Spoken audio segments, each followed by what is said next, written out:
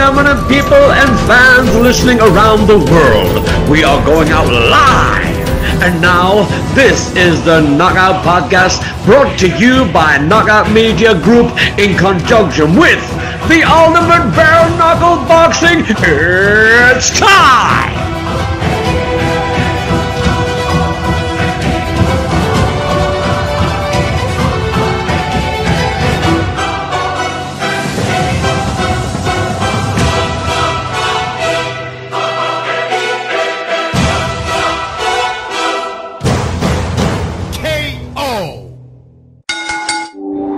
It's a knockout. And now, a word from our sponsors. Undertaking any building work can be a daunting experience, and finding a contractor you can trust can be hard work.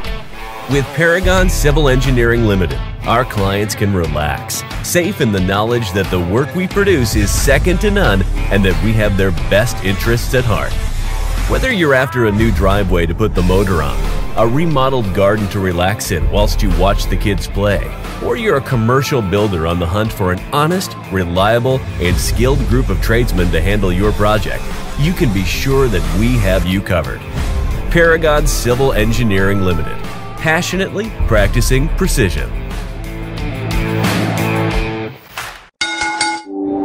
It's a knockout. And now, a message from our sponsors.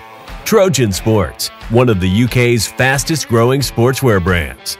Established in 2007, Trojan Sports proudly offers high quality sports and fitness apparel for both men, women, and children. We offer a wide range of styles and sizes to provide quality, practical, and fashionable attire, sports, and leisure wear. Visit us now online at www.trojan-sports.com.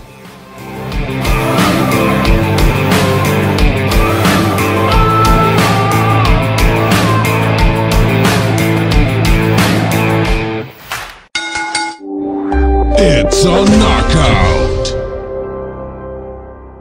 It's a good friend of mine and actor who you'll have seen his face on everything from EastEnders in the Bill all the way up until the face of the Curry's advert last year.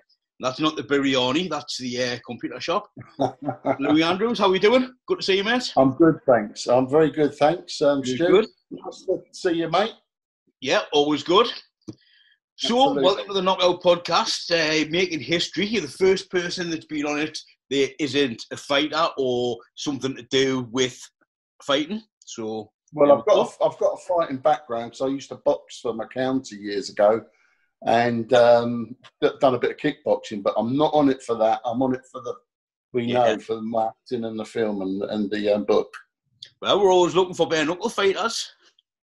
My days are gone, mate. I'm getting too old for it all. Yeah, I'm a lover, not a fighter.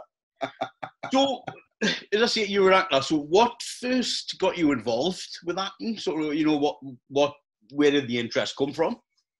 Well, basically, it was because of the action fighting scenes, really. I got into it. I wanted to be a stuntman. So I went for my professional stunt registration back in 89, 90. And I'd done many stunts, mainly fighting scenes, but some car scenes because I got my advanced driving. Yeah. So I could do car scenes as well. I've done a few for London Burning. I don't know if you remember that programme. Yeah, I do. Sunday nights. Yeah, absolutely. It was a great show. Many for indie films, independent films, and things for the BBC. Far too many to mention, but I've done loads for them. And at the time, when I was training for my probational registration for stunt performer, I filled in by doing sometimes a bit of extra work, like with a bill and things like that. Yeah. And then when I got my registration, you know what, it weren't that great. I wanted to do acting. My love of acting grew, and I got into it through that way. And lucky enough, my first audition I went for involved stunts. Yeah. And blimey, it was a great acting part. I didn't think I was going to get it. I went in there quite cool, played the role as I saw it, and I was lucky. First time, I thought, oh, well, if this is acting, I don't mind getting involved in it, but it isn't that easy. I was just lucky first time off. Well, I mean, you've certainly been around. I mean, the first time we met was on the set of a movie, working in together. But you looked familiar, and I kind of thought that I knew you, even though we never met. And I thought of something on TV, a kind of familiar face. So yeah, thanks. What was the first acting role that you actually did? And looking back on it now, how would you rate your performance? Okay, it was a film which I just mentioned just a minute ago. It was an independent film, and it was called Home. And I played a character called Fred Sharp. Mm-hmm.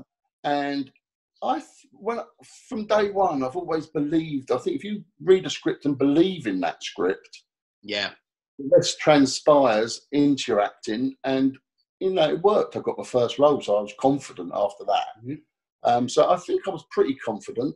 I don't think I've ever been overconfident. Yeah. But yeah, it went well. I got the job, and from then on, it formed my career basically. Mm-hmm.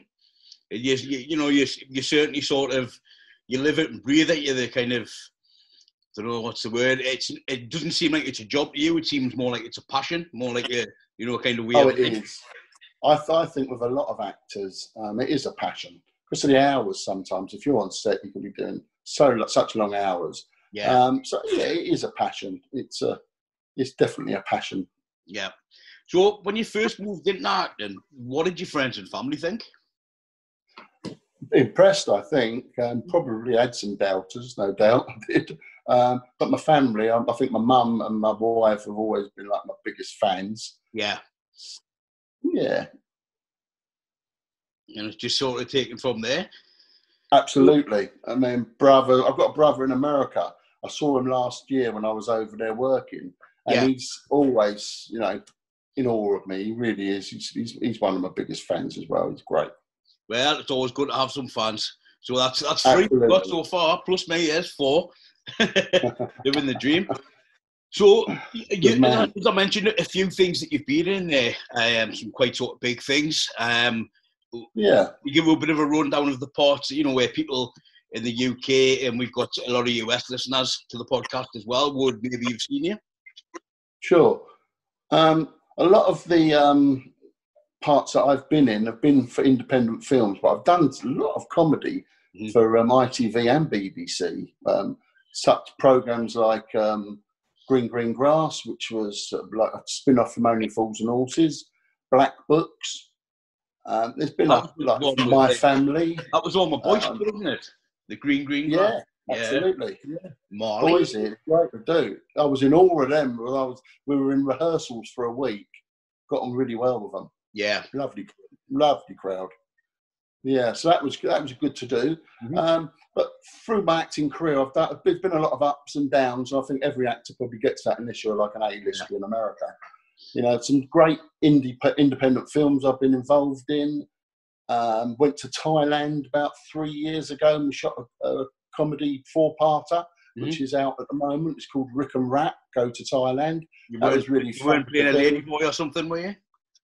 I was playing a dad, and it's a bit of a Kevin and Perry go do it large or whatever that film was. It's a bit like that, 2 kids leaving school, and I was the father, an angry father, but I end up flying out after a Skype call on when I find out he's really taking the mickey, and I end up with a Thai girlfriend out there. And my character, really fun to do, and there was lots of breaks when I could relax on the beach. So I was getting paid to actually go on holiday. Basically, it was surreal. Yeah, it's a lot better than standing in a wet car park somewhere waiting and getting changed, isn't it? Like it was for us, absolutely. Yeah, we've done it. Oh, I've had a lot of bad ones as well. They're not all great like that. So, I mean, a lot of the roles you've played a bit of a sort of heavy or a hard man, or however you would like to term it. Even in EastEnders, you were robbing Jim Brannan at a cash point, if I remember rightly. Do you ever worry about being typecast in that kind of character? I'm not, because I think everybody from casting directors do get generalised, and we do get pigeonholed. Yeah. And you can't help it. I mean, I could, and I have played many different roles, but I do feel comfortable in the gangster, prison screw, nasty cop, that sort of role. transpires into your actual body type, your persona. So a casting director is not going to put me up for a timid vicar role. Yeah. They're going to see me more as a gangster, like I get parts for a heavy and things like that. So everybody in a way gets typed up. I could see you as a timid vicar. I've played a lovable biker in Casualty. Yeah. Where I was a Hell's Angel and my dad had died, so it was crying. Yeah, didn't you? I think I've seen that on your show reel. That's right. I had a wig on. I had hair. It's a long time since I've had hair. I can't even remember since I had hair. It's that long ago. I think hair's overrated. So I see it is overrated. Although I've got plenty on my chin at the moment, it is overrated. Well, I think both of them have got their heads on upside down. So at the back end of 2019, before this crazy lockdown carry on, you were across the pond over in Hollywood. I was working out there. Yeah. How did you become to, it's a long way to go from sort of Brighton, where you're from, to all of a sudden pop up in Hollywood, doing some acting? And it was lovely. I mean, I've been to New York a lot because my brother lives in New York, so I'm often out there, and I filmed out there last year as well. And I like New York, but not a patch on LA. I went to LA, banging Hollywood, and to film a film called All Nighters, where I play a gangster for a change. And it was amazing. I loved LA, and I would happily live out there and keep going back for work. It's an amazing city, and it's really so different to any other part of America that I've been to. I've been to many parts, but I'd definitely go back in a heartbeat. Love it. So how did you manage to sort of come up with these, roles? It's a long way from home sort of thing. Have you got like a casting agent in the States? Or? I've got an American agent as well as a London agent. Yeah. And they put me up for the roles. Casting director wanted to see me.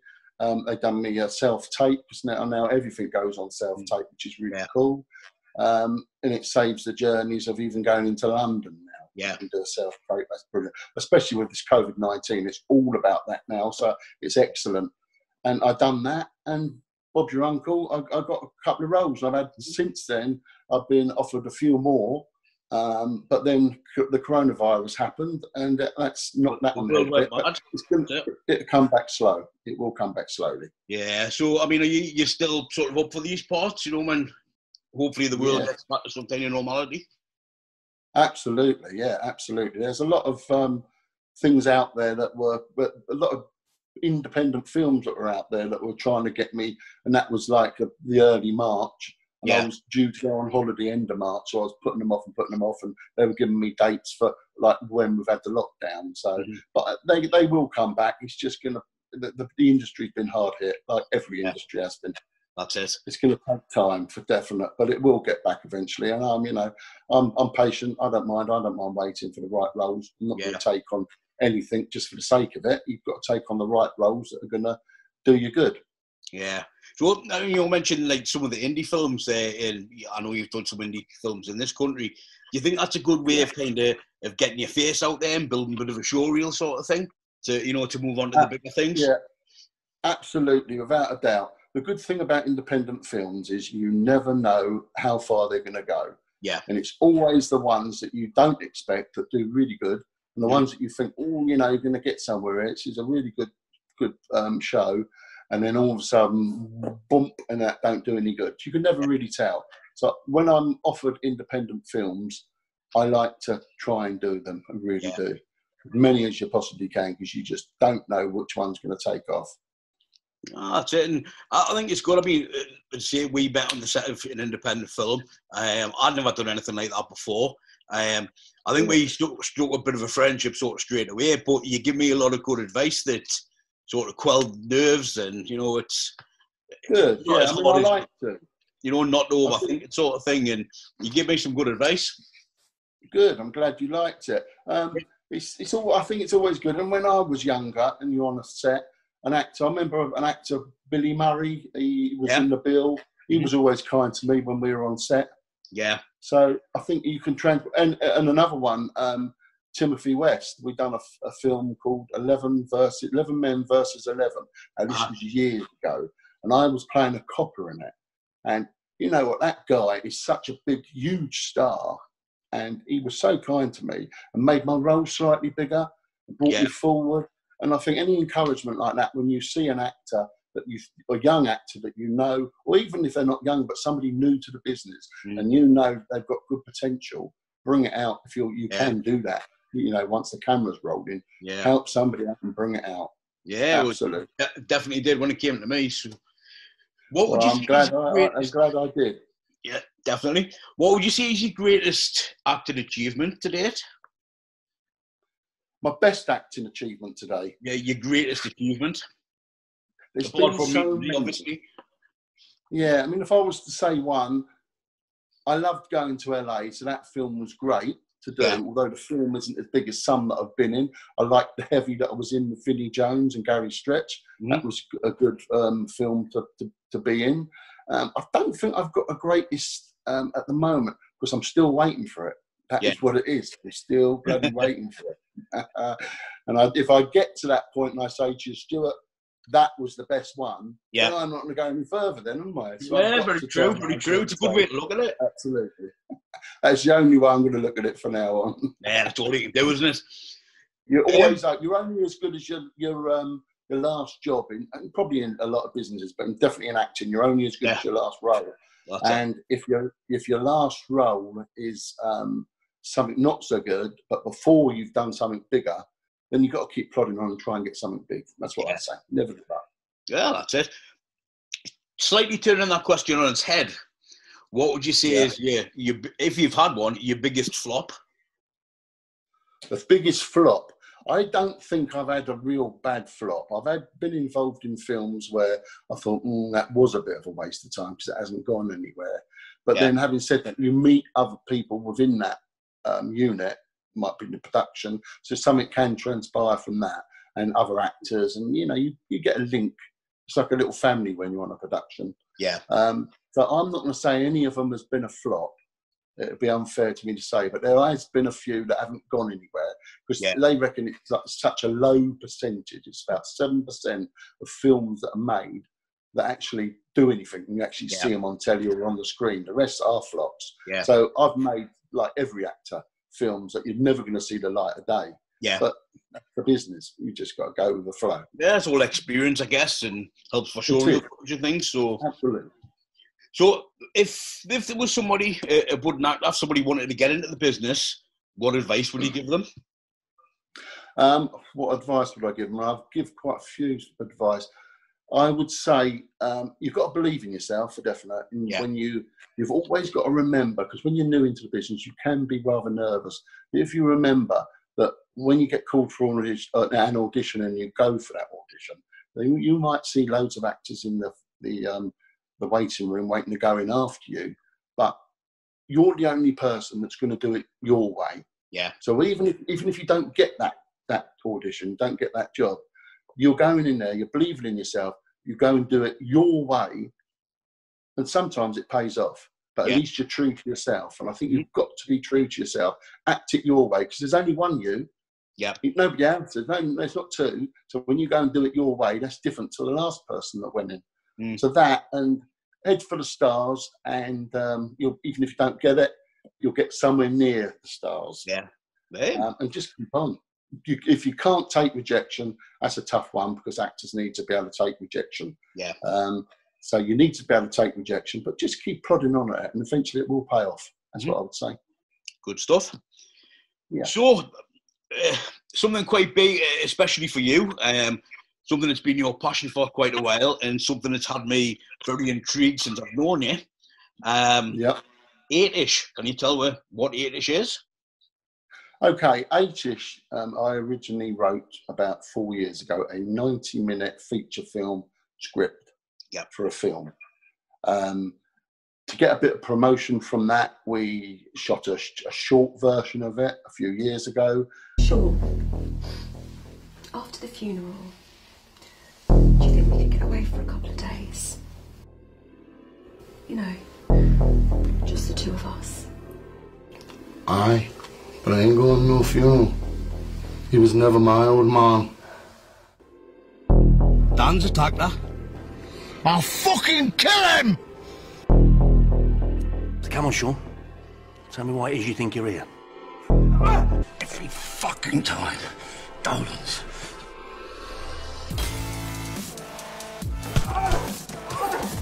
Sort him out. It's quite the firecracker, your daughter, isn't she? He shot himself in the back of the head 3 times. And he pushed him and his car over the cliff. I'll keep you here a fucking week for assaulting a police officer. He's asking about his brother. Come here. How do they know he's here? Love you. Love you too. Fucking time.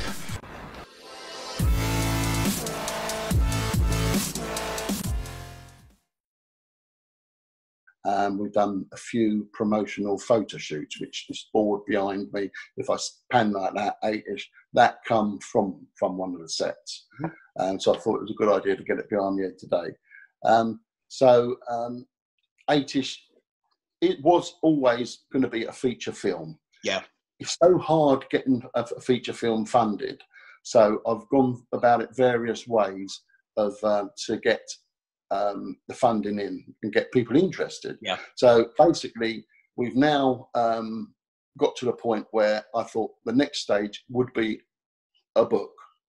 Yep. So I'm not a great storyteller. I'm a great script writer for films because I've read so many scripts and I can really do a good film script.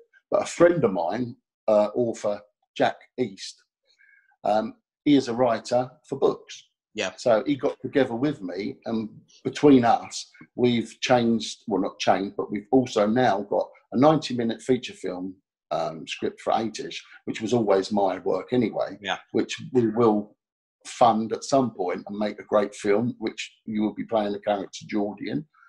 And I know you're looking forward to that, and so am I. It's an excellent, gritty crime thriller. The pharmacy, and they do not have my prescriptions to help me with my little knee because it's the insurance, it's not them. So it's cool. I'm going to run back in and do some grocery shopping because I'm here. But I wanted to tell you guys to stop asking me for spoilers on the book 8-ish by Luing Andrews. You cannot do this. I will not tell you. You know I won't. So why do you keep asking me? It's awesome. It's phenomenal. I'm on chapter 7. I'm totally sucked in there. I can't even rip myself away from what I'm reading. And, you know, I'm excited. Very excited. Anyway, you can get the book yourself. Amazon.com, Amazon.co.uk. You can read it on your Kindle. You can read it with the Kindle reading app. You can download it free and put it on all of your freaking devices. You can have it for iOS, Android, whatever floats your boat. And then you won't have to keep asking me. Not to mention, one of these days, I'll make sure that he signs one for me. But this is what I'm asking you to do. Please do not be naughty, naughty children. You're being very bad children. I love you from here to the moon and then back. And then we'll flip around and do it again. But stop asking me for spoilers. I love you guys. I got to go get my groceries. Go get your book. It's awesome. I'm a freaking pirate, so right up my alley. Bye, guys. Love you. And now, a message from our sponsors. Trojan Sports, one of the UK's fastest growing sportswear brands. Established in 2007, Trojan Sports proudly offers high-quality sports and fitness apparel for both men, women, and children. We offer a wide range of styles and sizes to provide quality, practical, and fashionable attire, sports, and leisure wear. Visit us now online at www.trojan-sports.com.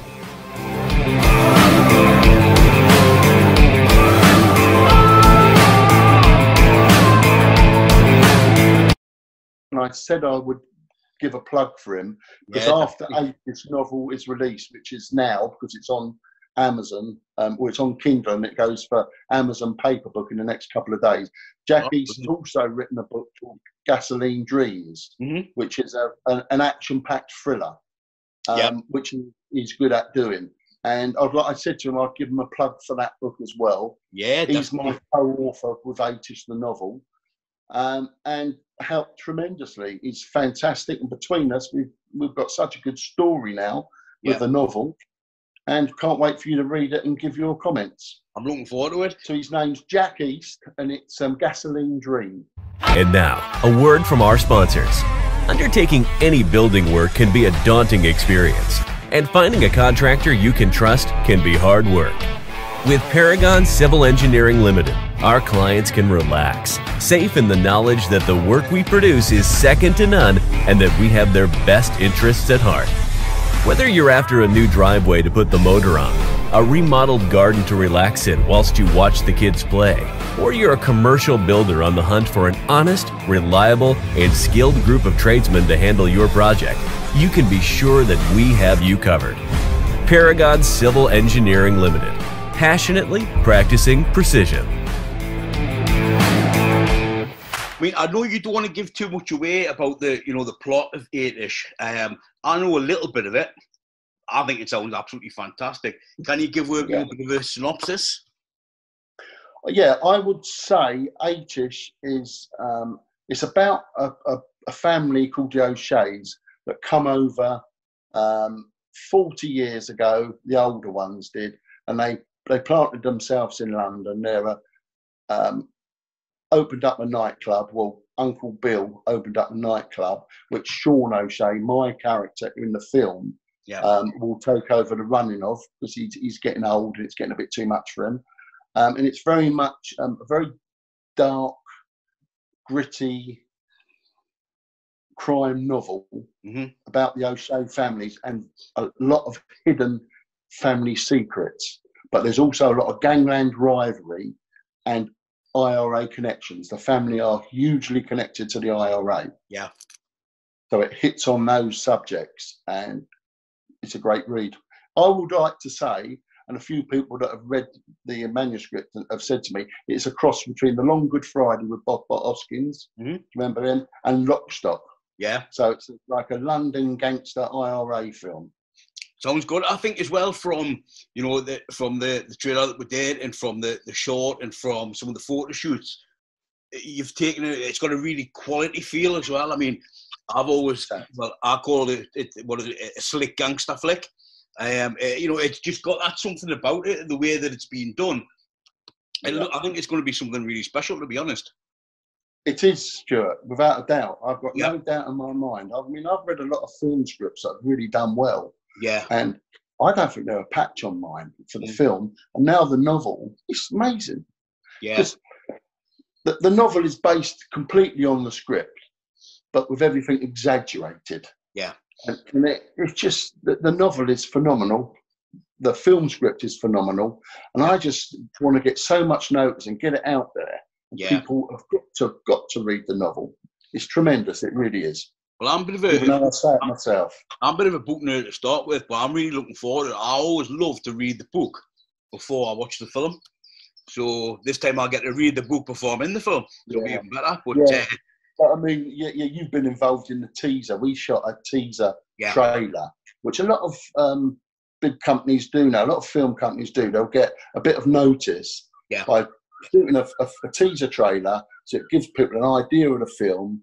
They see the film script and they think, oh, they might want to go in for funding. So I've tried that way and got a bit of interest, which is a good way of doing it. But now the book, that's the one. That is I think that's a bit of a double-pronged approach, really. That obviously it'll generate some revenue from the book sales. So all you people out there that buy a copy, you will be helping with this production. But I think also the book will drum up more interest in potential funding from other sources. Exactly. It must be even more so, the way the world's gone crazy. But is it quite a difficult thing to, is there many sources of funding out there? I mean, you always hear about these films, oh yes, we got this grant, we got that grant, but it must be a difficult thing to do because there's so many people out there, I should think, they'll be wanting to. It is. It's a phenomenal market. It's the hardest, anything in show business is the hardest thing ever. Yeah. You've just got to keep plodding at it. The way I've gone about it is the right way. Do the teaser trailer, do the photo shoots, do a short version. We've got a 90-minute shooting script ready to rock and roll, and now we've got the novel. So we've gone about it the right way without a doubt, and it's for me, it was the only way. If it was going to be done, it had to be done right. Yeah, and I think that's kind of shined through a bit with you. And in my eyes, it's the best way to do it. I mean, if you're going to do it, no point going in half-heartedly. And you can see just from what's been done so far, even with the photo shoots, the production quality is just so high. Yeah, absolutely. And there's so many at it. And like I said earlier, like 7% of movies that are actually made go through and become something. The rest flop. So it's a huge market. But you can't beat a gritty gangster London movie. Yep. With good actors, good script. Everything's right for it. It really is. I think it's good having the Irish connection in there as well. It's yeah. Don't want to miss the IRA, I tell you that. Exactly, and that's a lot based on my family because I'm like probably 3/4 Irish. Yeah. So a lot of that is based on my way I saw London as growing up. 80s is very much there, you know, it was my London. Yeah. So I just want people to read the book and then they're going to be intrigued enough to think that film's going to be great. It really is. Yeah. Because have you ever done that? You read a book and then you think, hey, that's going to make some really good film. And then all of a sudden, a few years later, you see the film and it's amazing. It's always a bit of a, if I do it the other way around, if I watch a film, I generally won't read the book. Yeah. But I love reading the book. Yeah, absolutely. You know, I think, so you're definitely doing it the right way. I mean, you know, you watch the film, it'll not be as detailed as the book, time wouldn't allow, but you've kind of got the full story and you know how it ends. And then when you invest in a lot of time reading a book, you think, well, I already know how it ends. It's not quite the same. Exactly, mate. Exactly that. So you've seen some of the script. Yeah. You haven't seen the whole script. You've seen some of the script. You know the characters that are in it and the storyline base. And I just can't wait for you to actually read the novel and come back to me. I know you're going to love it. Well, what I've seen so far, I'm massively intrigued. I think it's going to be something special. I think I really do. Lovely. So, have you got any particular big names lined up to play? Obviously, apart from myself in the movie. You, of course, Stu.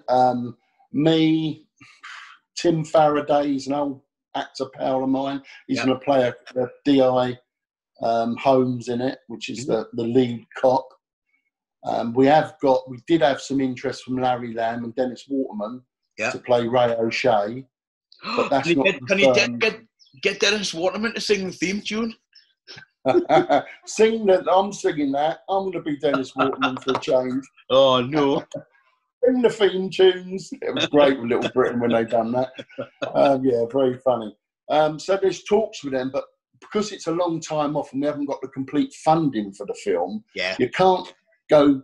And big agents that are representing these stars, they won't commit themselves. They can't because they don't know what the money's going to be involved and how it goes. And we might not get enough funding in to get these big stars, and we might have to go for the lower class actors like little old me and you. I bet you don't be calling me low class, cheeky sod. So at the moment, there's a lot in the pipeline and what could pan out really well, and it's always been like that, you know, with 8ish. But I don't want to commit myself too much to saying that so and so is going to be in it, other big names are going to be in it. But up here I've got a list of them that obviously we want, but it's all about budget too, if we can afford that, because the actors themselves, they might want to do it, but if they're signed to an agent that is only about, you know, gaining a lot of money, and agents are like that, that's their living. That's what they do for a living, so you can't blame them. Then it ain't going to go no further. So it has to be, you know, from the heart, and I have to wait until I've got money and I know I can then go to the right actors and say, look, can I have you in this? And then their agents say yay or nay. So at the moment, I don't want to commit myself, but I've got lower class actors. If I'm a lower class actor, Tim Faraday's done loads of stuff. Yeah. You know, in the business, I've known him for well over 20 years. We were both going for similar auditions years ago. That's when we met. So loads of actors like that would be in it. But yeah, it's all about, and I'm not a believer. A lot of production companies say, oh, get a big A-lister in the film and we'll make it. That ain't so much true. It really isn't. Not for British flicks. It might be in the States, but it's not so much for British flicks. Yeah. To be honest, I think when you get a good British movie, it knocks anything else out of the water. It really does. You know, if you get a good one against a good one made in Hollywood, the British ones win all the time. A lot more gritty, I think. Well, it's that, and you've got like an American movie. You've got big budgets. You've got all the special effects, and you know any of the actors could perform in any of these, and the film's going to look great. But with a British flick that's got a lower budget, they ain't got the special effects. It's all about the acting. Yeah, and that's what makes the film great. And British flicks are known for that. Yeah, definitely, absolutely, definitely. So, as you say, the 8ish, the novel, that's on sale. It's on sale now. At Amazon. We'll put the link underneath. It would be great for as many people as possible. You know, it's not expensive.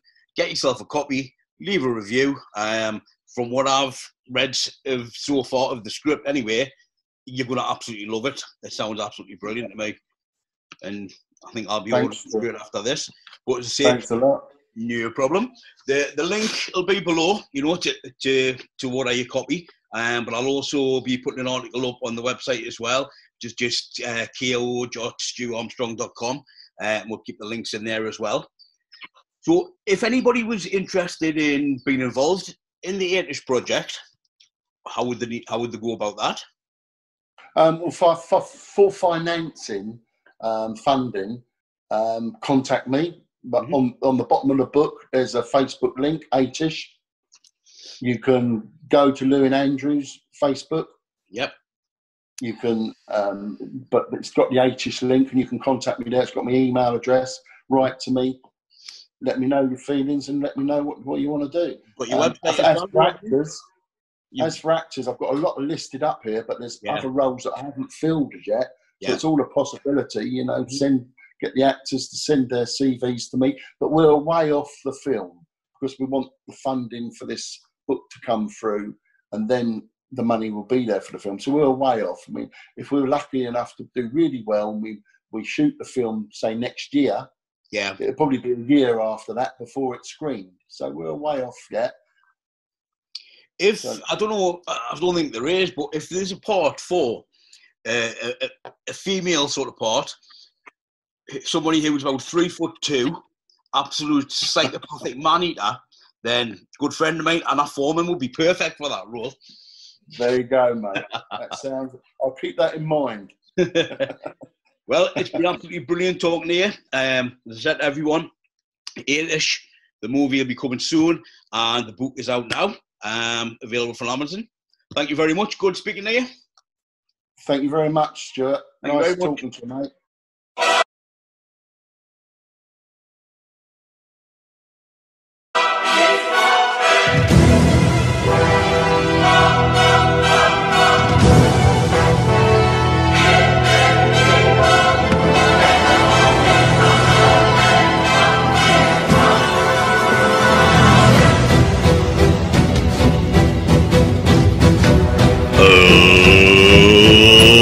Ladies and gentlemen, people and fans listening around the world, we are going out live.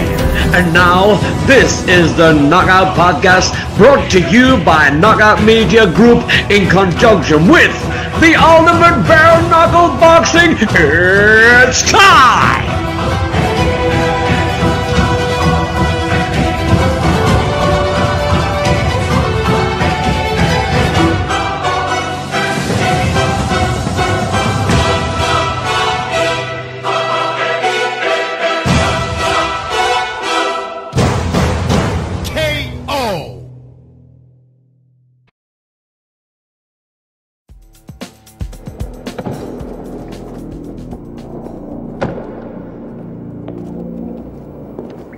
And a what?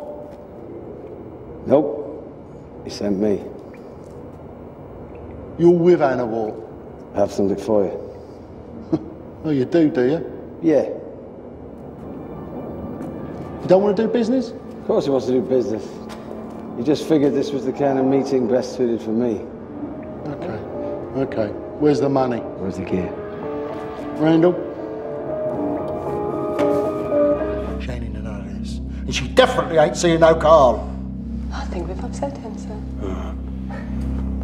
Now, if you're done now, I think I'll be leaving. As fun as it's been and all, I don't really see what you've got against me. And if you have got a point, I don't think you've made it yet. How's your love life? Fine. How's your missus? Still putting it about, is she? Tell her I pop round and her old man has me banged up. You see, you're a funny man, Sean. And while we're on the subject of women, I was just wondering how yours was. Lucy.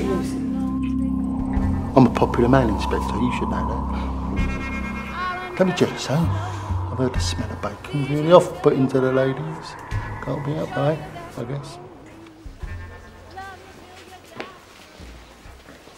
How's my mate? He's very seriously ill, but he's stable. And the others are all doing well. Just didn't even stop. Just mowed him down. There's no respect anymore. Exactly what we were saying earlier. Excuse me. People just don't care about each other these days. I heard of a lollipop lady got mowed down by a car because the driver was late for a meeting. Didn't even want to stop. All our values have gone apart.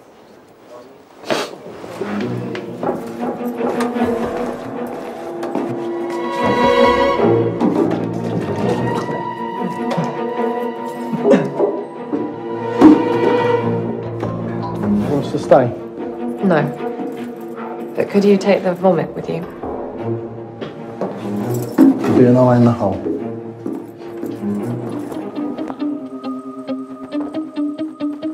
Every time it fucking donuts.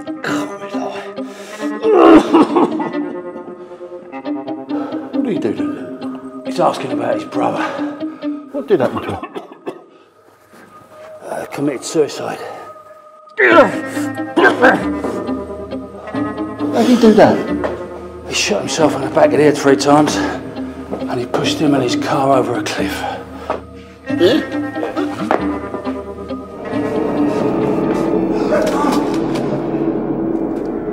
What the fuck are you playing at? Easy. Easy.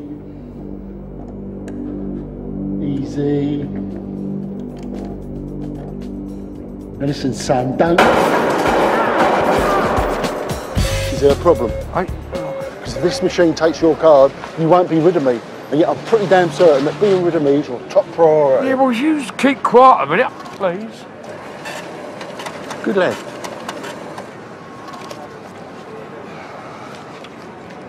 She a foreign bird? Dumped her kid? Oh, I don't know, I never saw her. Because if it's her, she's been long gone. What was she called? I call them all sweetheart, there's that many of them. One leaves, one arrives. It's a circle of life. Each and every one of them would catch a photo if they didn't want to find him. Do yourself a favour and stop looking. Because if she's been through our doors, you don't want to know. Enjoy the rest of your day. I don't think you've got an ounce on me.